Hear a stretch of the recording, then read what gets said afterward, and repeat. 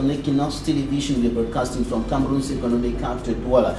I am Babila Jonathan. In our top stories in this edition of the news, some ex-pro-independence fighters in the English-speaking regions of the Republic of Cameroon attribute their decision to join the armed struggle to frustration and corruption, which sends them to the bushes.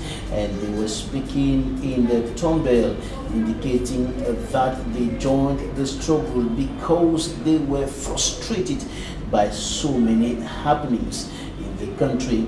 And they also called on governments to create jobs for them in order to improve on their living conditions and ease their reintegration into the normal life trend. And the commander of the 23rd Motorized Infantry Battalion urged others who are still in the bushes to come out and call for a constant collaboration of the population within the framework of efforts to restore peace and normalcy in the crisis-stricken northwest and southwest regions of the country. Out of Cameroon, Central African Republic is in a state of emergency. The 15-day state of emergency was declared after armed groups tried to take the capital Bangui hostage. Statements.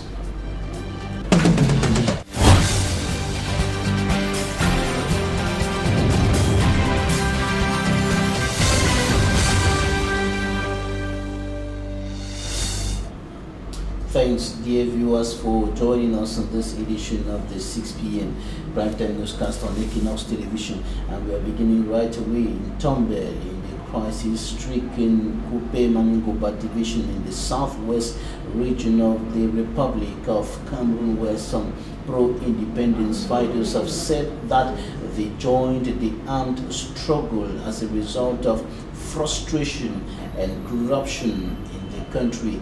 Corruption and frustration as some of the factors which they highlighted as reasons why they decided to pick up arms and go into the bushes and start fighting for the independence of former British Southern Cameroons. They called on government to create jobs for them in order to improve their living conditions and ease their reintegration into the normal life trend. And speaking to the repentant pro-independence fighters and the population of Tombel, the commander of the 23rd Motorized Infantry Battalion urged others who are still in the bushes to come out and call for a constant collaboration between the military and the population within the framework of efforts to restore normalcy in the two English-speaking regions of the country in a security crisis for more than 4 years today.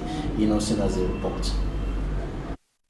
The 5 alleged separatist fighters in Gousi now make a total of 15 who have dropped down their arms to regain normal life. We at first say I'm serious, so this struggle. I thought the struggle will favor us, but later I realized what we were doing was not right. We have decided to return home and reunite with our parents, brothers and sisters. I plead on governments to forgive us for the wrong decision we made, for it was out of frustration. I was supposed to be in the military, but because I could not bribe despite my past, my dream wasted. For my other friends, what they did for back. Any man get the own personal 15 days will not enter for our likeness. We did not join this struggle because we loved it. We joined because our people were being attacked. So our reason was to protect the people of Gousi. Our parents begged us to come out of the bushes. They thought they did not want this particular thing for our village, and will follow their instruction to stop us. Their repentance animates the chief of Gousi village. It's a wonderful thing that we are witnessing something that had never happened after the president's call for these fighters to come out of the bushes and live normal lives. Today we see them coming out in their numbers. We are now praying on the government to make them useful. Same as the divisional officer of Tombel subdivision, who nods his head, President Paul Biya's repeated call to drop down arms got well in eardrums of the alleged separatist fighters. Testimony of the fact that they have understood the value of peace. They have understood that the language of the gun does not belong to them. And you see, they have understood that the actions of the vigilante group in Nyasoso and Nyandong are favorable. They want to be contaminated with that spirit. Now, Chief of Ngusi village and the represented repentant fighters expect government support to become normal and responsible citizens. We beg government,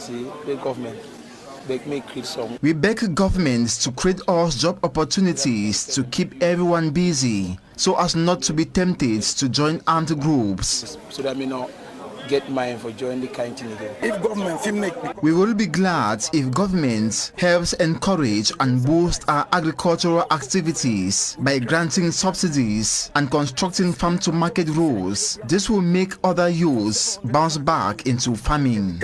For 800, that means we go at a loss rate. If many of them are recruited, it will be a wonderful thing. Many should be recruited into professional schools and vocational centers to be created, even in a place like Ngusi where they will learn useful skills. Unfortunately, their reintegration will not be immediate as they must pass through the DDR center. No, if you drop gun, begin go for farm. When you drop gun, you camp. Go for DDR center. Knowing fully well Ngusi has been one of the localities hosting armed groups, the military in Tombel decided to create a base to ensure return of peace. Now that we are in Ngusi, know that our principal mission is to protect lives and properties of the people. In no moment should we engage in misunderstanding or conflict with them. Qui doit avoir le conflit. Il ne doit pas avoir la rupture entre nous et la population. According to Commander in charge of operations in Tombel, there must be preachers of peace. Let this killing stop. Let us become good citizens of Cameroon. One, only one and indivisible. The military now here in Ngusi is not to harm the population, is to protect the population. He gives a last opportunity to armed civilians still in bushes. All you need to do is to do like your other brothers who have discovered that they were on a wrong track. Those who are still hiding in the bushes, we are telling them that this is the last opportunity for them to leave the bushes and come back in their respective homes and carry out the activities we used to do before 2016. Crusades and quest for peace should be endless so that children should also be granted once again the opportunity to go to school, being one of their fundamental rights.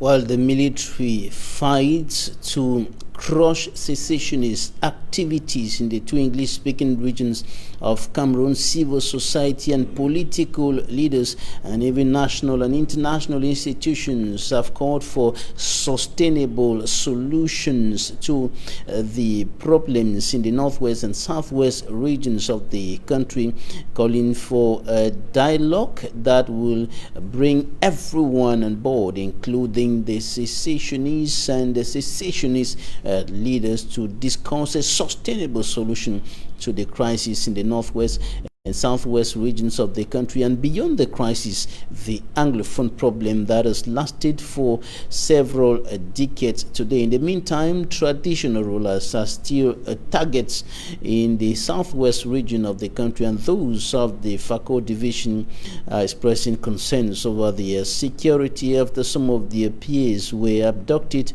and killed by armed civilians. They are calling on governments to put an end to the insecurity caused by the Anglophone crisis. Details in this report by Derek Jato in Boya.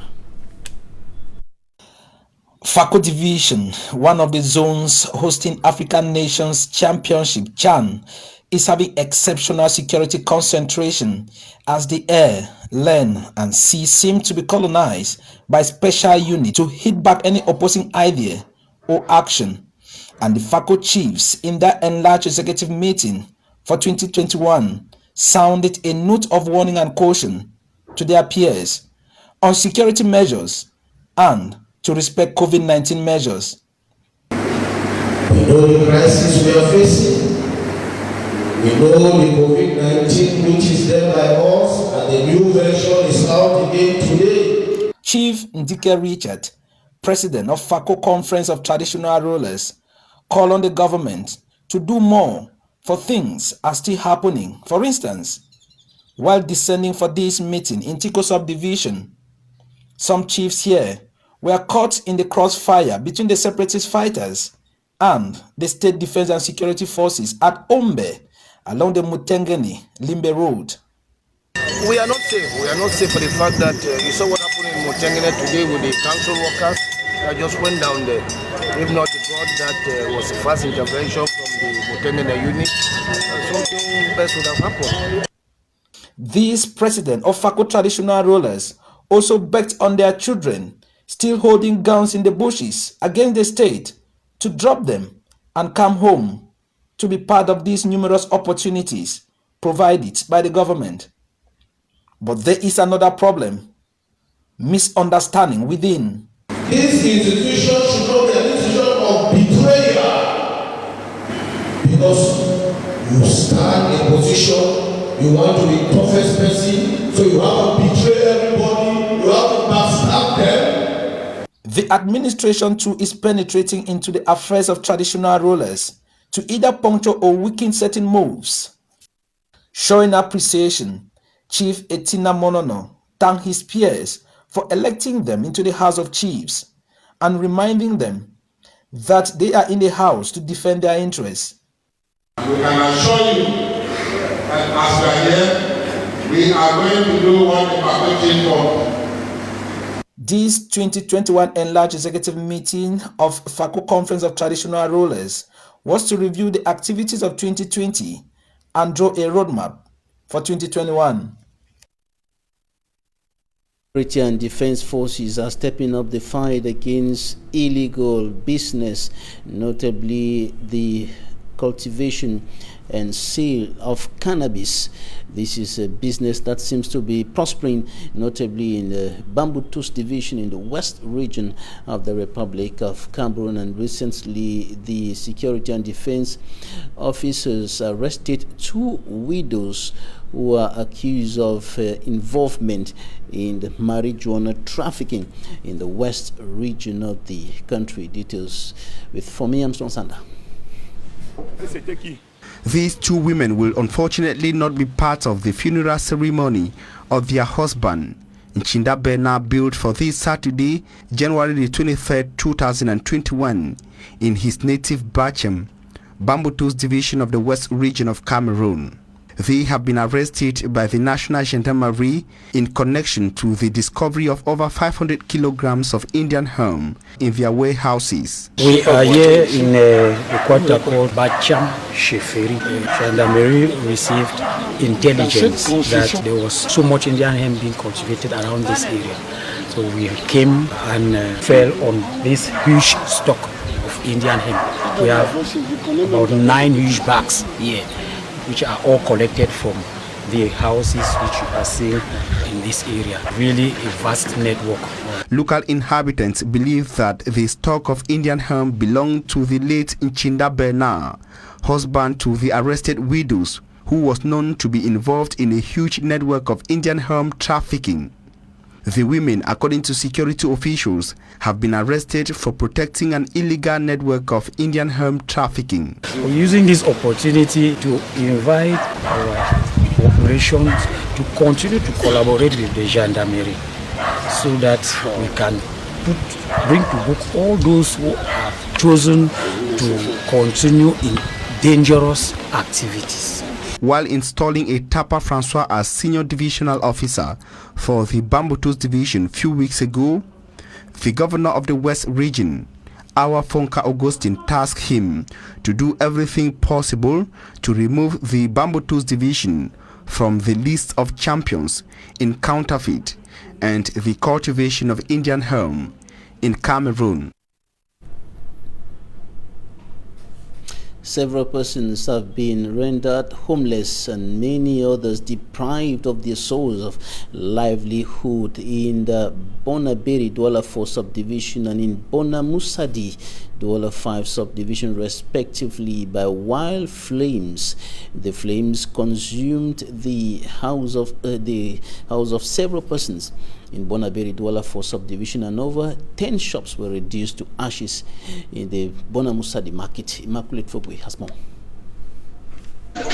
Anguish grips the hearts of occupants of this house following a fire incident that destroyed the entire content of a building in Mapanda Douala 4 subdivision. Mattresses, chairs, dressers and all electrical equipment now unusable. Part of the roof was equally consumed by flames. Witnesses say the fire broke out at about midday for an electrical fault that resulted from frequent power outage. This mommy right away, not even day for a year. The owner of this house traveled to the village when the fire broke out. Her kids were in school. We had no choice than to destroy the gate in order to have access into the building. Mapanda is suffering from acute water shortage, making it difficult for us to easily contain the flames. We made use of the water stagnating here after rainfall. We called the rescue unit, but they arrived late. Frequent power cuts has made us lose several appliances. We don't get problem for machine them we don't burn. Another fire incident was registered at the Bonamusadi market in the Douala 5 subdivision. Close to 10 tailoring shops were consumed by wild flames. Shop owners say the fire was ignited by a short circuit. Goods worth millions of francs CFA were destroyed. They called me at about 6 p.m. that my shop is on fire and that I should bring the key of my shop immediately so they could try to remove some of my goods. But I live very far from Bonamusadi, so I arrived late. Everything is gone. Traders say several fire incidents have been registered in this market, with many of them pointing accusing figures on poor electrical connection. Of Cameroon, the Central African Republic is in a state of emergency.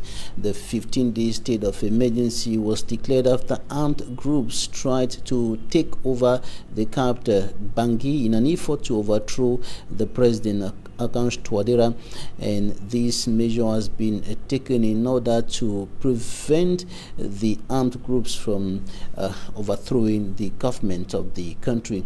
As well across the continent, the second wave of the COVID-19 pandemic has already claimed 82,000 lives. A roundup of news on the continent with Charles Kmer. The Central African Republic has announced a 15-day state of emergency after armed groups tried to block the capital Bangui in a bid to topple newly re-elected President Faustin Archange Touadéra. Rebels controlling about two-thirds of the perennially volatile nation launched an offensive a week before presidential elections on December 27, trying to barricade Bangui while carrying out several attacks on key national highways. The state of emergency is considered a strategy which will allow authorities make arrests without going through national prosecution. Touadéra was declared the winner of the polls by the Constitutional Court on Monday, despite a very low turnout, mainly due to insecurity in a country caught up in a civil war for 8 years and still counting. On January 13th, the rebels launched 2 simultaneous attacks on Bangui, but were pushed away by MINUSCA, the United Nations mission in the Central African Republic. Since that thwarted offensive, no other attack has been recorded, just incidents linked to the curfew. On Thursday, the United Nations envoy to the Central African Republic said the country is at serious risk of a security and peace-building setback, and a substantial increase in the number of peacekeepers will give the mission greater mobility on the ground. The problem has been addressed to the United Nations Security Council by the country's officials. Meantime, Africa has recorded nearly 82,000 deaths due to the coronavirus in its second wave. The World Health Organization said this past Thursday that the figure is higher than when the first wave of the virus hit the continent in 2020. According to Africa Centers for Disease Control and Prevention, the continent has recorded about 3.3 million COVID-19 cases. The WHO African Director says that the WHO COVAX program aims to deliver 600 million doses of the vaccine by the end of 2021, as a total of 21 African nations have so far recorded a death rate of 2.5%. The first day two matches in the Group C of the African Nations Championship is ongoing at the Douala Reunification Stadium. Morocco is playing against Rwanda. As of now, the score is 0-goal on either side, and Uganda is to take on the Togo in the second Group C encounter of the ongoing CHAN competition. Day two matches in the Group B ended yesterday on the draws, implying all of the teams still have chances of making it to the next round of the competition. Unfortunately, the Democratic Republic of Congo and Niger have players who have tested positive for the coronavirus pandemic. Manjikan Gabriel watched the two games at the Japoma Sports Complex here in Douala yesterday and compiled this report. Hello, it's over here at the Japoma Sports Complex with the Group B games Day 2 encounter. It started at 5 p.m. with the Democratic Republic of Congo taking on Libya. Libya opened scores and of course maintained that lead right up to the first half. The Democratic Republic of Congo, who are missing 9 of their players alongside their head coach Florent Ibenge, who tested positive for the coronavirus, were actually struggling in this game this Thursday out here at the Japoma Sports Complex. But finally, towards the dying minutes of the game, the DR Congo team came from behind and equalized, and it was a very, very important goal for the boys of Florent Ibenge, who was watching certainly from his quarantined room. I could be satisfied better if we win the game. So because the goal at only in 1 second the goal was there. So yes, our boys play a good match. I think we were afraid of the physical aspect of the game, but I think they are okay now. We should now forget about this game against Congo Democratic, and we should think about the next match against Congo Republic. The second encounter of the day out here at the Japoma Sports Complex, it was Congo Brazzaville who were taking on Niger. Both teams had in their mind the 3 points of the day. Congo Brazzaville scored the first goal of the encounter and maintained that lead right up to the first half, and when they returned in the second segment of the game, it was through a penalty that saw Niger equalizing the goal. That is to tell us that a total of 4 goals were scored out here at the Japoma Sports Complex this Thursday in 4 matches already played in Group B of the competition in the African Nations Championship Cameroon 2020. We have just 5 goals that have been scored this far. Democratic Republic of Congo is topping with 4 points. We have Libya and Niger with 2 points each, and Congo picked up their first point this Thursday at the Japoma Sports Complex in their 1-1 draw. It will be important to state that the final day of this group will be very determinant, because even DR Congo, who are on top, are not yet sure to qualify for the next round of the competition. At the Japoma Sports Complex for Equinoxe Television News,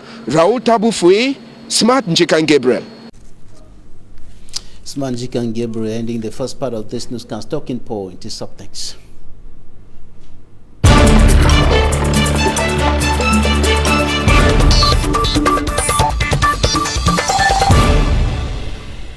Thanks for staying with us. We are receiving a gender and child protection expert, Sono Josephine. Thank you for joining us today.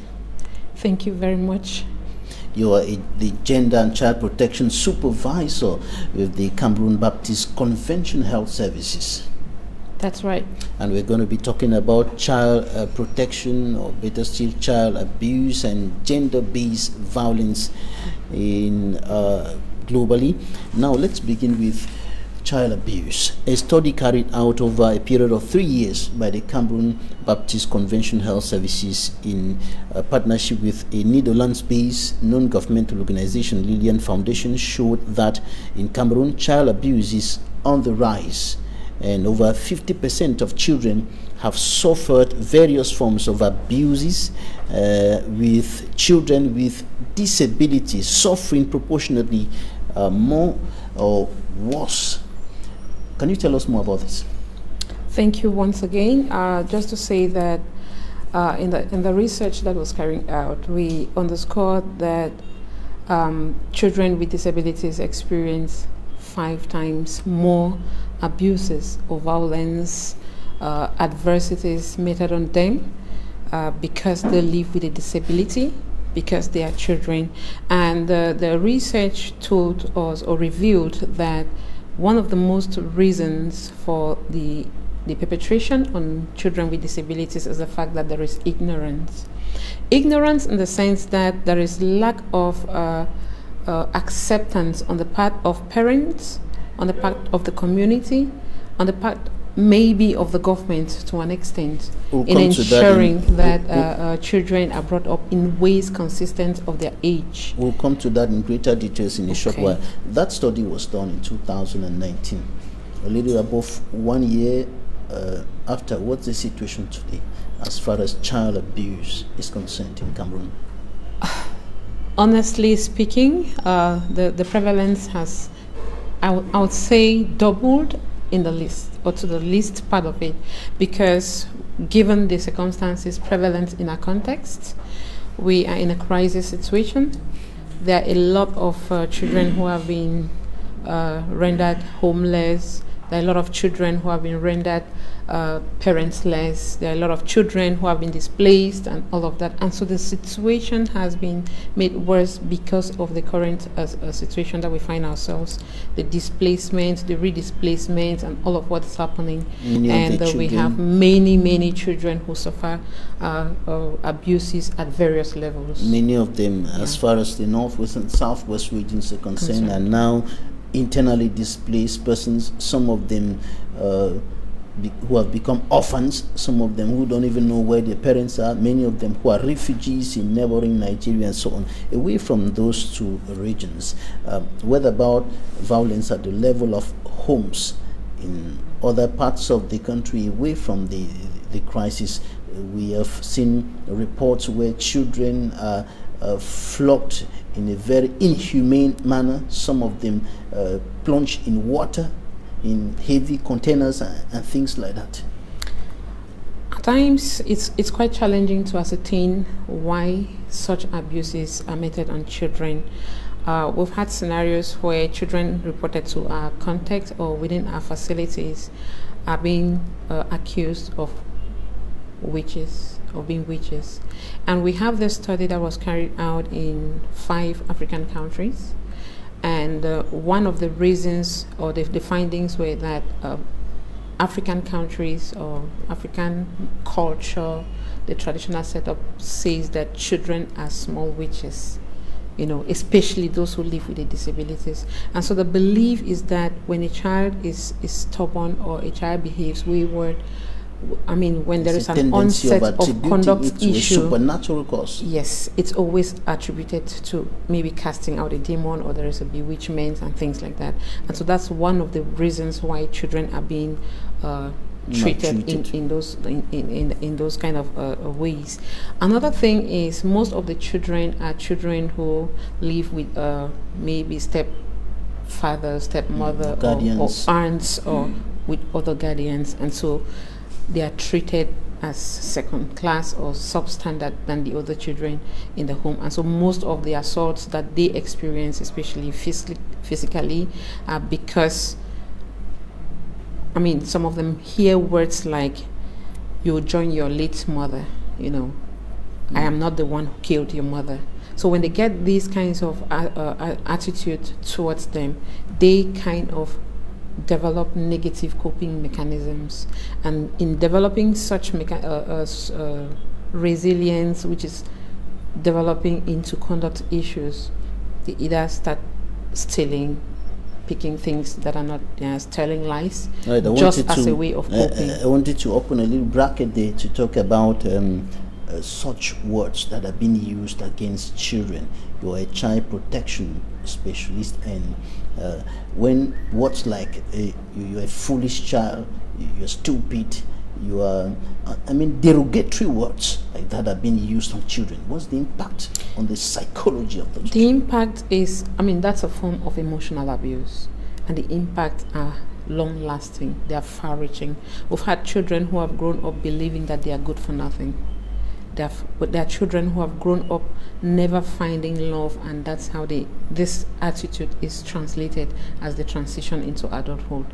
And so the reason why we are talking about child protection is children need love, children need affection, children need someone to believe in them, children need someone to hold on to. That's going to help them to think differently. When they talk about child protection, it has to do with positive parenting. And most parents do not have what it takes to inculcate in their children. And that's where the problem of parental neglect comes in. Very seriously. Some of the children are suffering because of negligence on the part of parents. And away from that, we have some children who grow up in homes where the parents, they themselves are survivors. And because they are survivors and they had never been talked out of their experience, they kind of translate it onto the children. So we've had different scenarios, just like the findings of the research portrayed to us. Children get abused in the very context where they should be protected: in the school, in the home, in the neighborhood, at the playground, in the church. And you're asking yourself, so where else should children grow and where else should children thrive? And so that's why we are saying that child protection has to do with you as an individual, putting standards, policies, guidelines, and all of that. You as an individual, you as a family, you as the community, you as the church, you as the school, you as the nation. Put in these policies, standards, guiding principles, standard operating procedures, all of what we have, laws. Let me get something. Get something which you mentioned clearly. When you talked about parents having the tendency of inflicting suffering on the children because of what they went through. Are you referring to the kind of situation where parents who suffered a lot in their life, or while they were children, while they were growing up, they went through a lot of suffering? They have the tendency of putting their children through the same process. Is that what you're talking about? Yes, I'm just saying that some of the children who suffer abuses come from that background. Not all of the parents will come from that background. Some of the parents who suffer adversity in their childhood and grow up, and someone talks them out of it, they build resilience. They understand that, okay, even though I went through this as in my childhood, I don't have to translate that to my children. Look at a parent who says that when I was growing up, I went to school without having shoes. Exactly. I wanted to talk about that. Should your children today go to school without shoes? I trekked several kilometers to go to school. Kilometers and no food the whole day. Yes, things like that. And when I get back from school, I have to follow my parents to the farm without food until I get to the farm before I can eat and all of that. Those were the scenarios back then. But today we have a different setup altogether, and so we cannot translate how our childhood was to impose that on the current setting. And there are a lot of other things. I'll always use this. Very risky exposing children. I'll always use this analogy of a worker or a bayam salam. Most often I use my own person as someone who works in an institution. We start services at 7 a.m. and for those in the hospital setting, they begin at 6:40. Now, if you are getting up at that time, or let's capitalize on a bayam salam who has to be in the market to get the baskets of tomatoes and all of that as early as 5 a.m. You're at the marketplace and the children are back sleeping. You do not know if they get up early or not. You do not know if they washed their mouths. You do not know if they had breakfast. You do not know when they went to school, if they bathed. You do not know, and you're coming back home maybe at 7 p.m., maybe at 9 p.m. And most often you come back, the children are at sleep. You do not know who their friends are. You do not know what happens in their lives. You do not know. And for those who come back and they can have some time to talk with their children, when a child runs and comes to you, oh, mommy, you're welcome back, mommy, and starts crying and says that this is what happened to me, you just say, please, I'm tired. And it's a routine. Right. Beyond all of that, there is a major problem, sexual abuse. And this is, I think, more critical as far as children are concerned. Yes. Unfortunately, it's affecting children and even children who are young. We've had case scenarios where we have children who have been raped, they have been displaced, they're struggling with life, they are raped, and at the end of the day, they have to go through the knife because we've been able to manage to keep them, to be able to accept and to stay with it. A lot of them are thinking suicide. They want to either remove the baby and forget about all of that, or they kill themselves because they think, how do I even cope?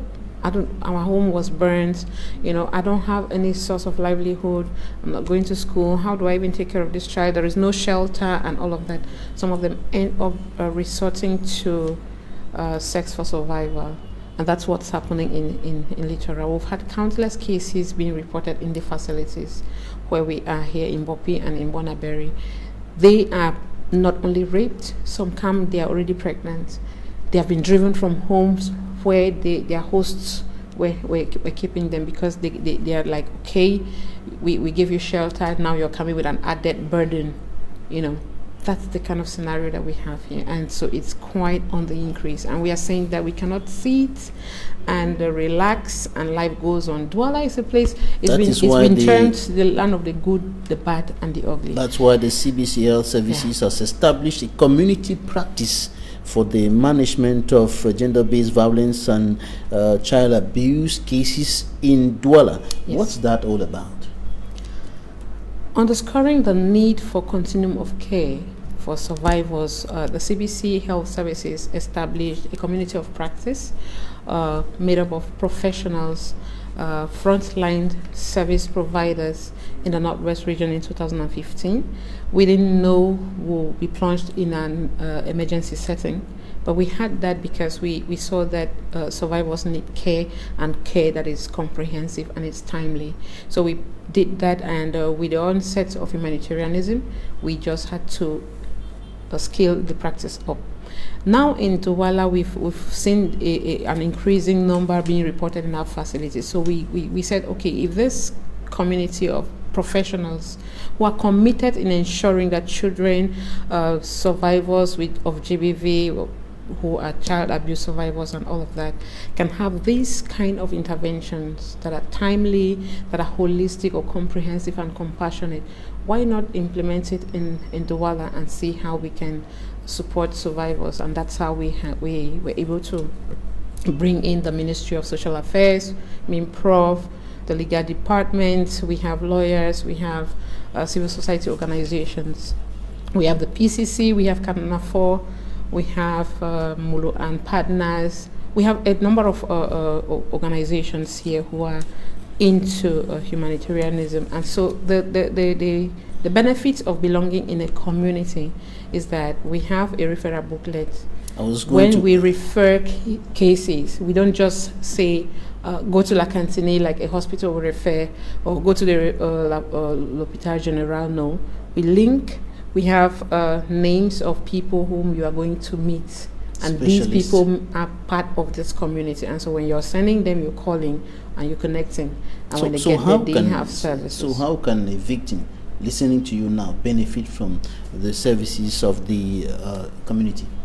If you go to Mbopi Baptist Hospital, it's often called, it's popularly known as Mbingo here in Douala. You'll meet the focal point there, who is called Wirba Stephanie Kininla. or you don't need to ask for her in person, but you can go there as soon as you get to the consultation, or even at the security post. You say this is your concern, you are coming because of XYZ. They will take you directly to the clinical manager for rape, or they take you to the social service where she is, and she will orient you and be able to link you up to the other services. All right, we are rounding up. Globally speaking, what are some of the measures and strategies that can help put an end to these ills in our society today? One of the things we want to talk about is the fact that the government has an upper hand. It's the government's role to protect its citizens. It's the government's role to provide shelter. It's the government's role to provide health care and all of that. But in a context where these are not being able to meet the needs of everybody, because the government cannot provide all of that, that's why CBC has stepped in. That's why we have humanitarian actors available. So we are saying that there is need to work in a community. When UNFPA comes in, because UNFPA give us the support during the training, we are going to be establishing what is called a referral pathway, which is used in humanitarian contexts. That's going to help. But if the government doesn't put in place the policies, then we'll be beating about the bush. Policies are those when we have a policy, we'll have what informs practice. But for now, we are using what is humanitarian inclined. But after humanitarianism, we need to have policies that informs how practice should be done. Right, Sono Josephine, Gender and Child Protection Supervisor with the Cameroon Baptist Convention Health Services. Thank you for joining us today. My pleasure always. Thank you. Thanks, ladies and gentlemen, for staying with us. Coming up next, Equinoxe.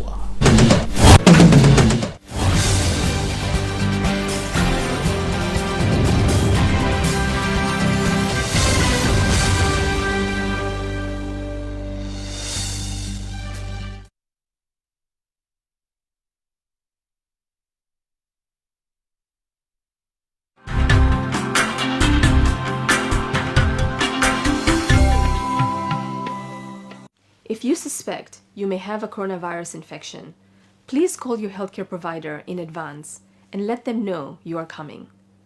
This can help them be prepared. WHO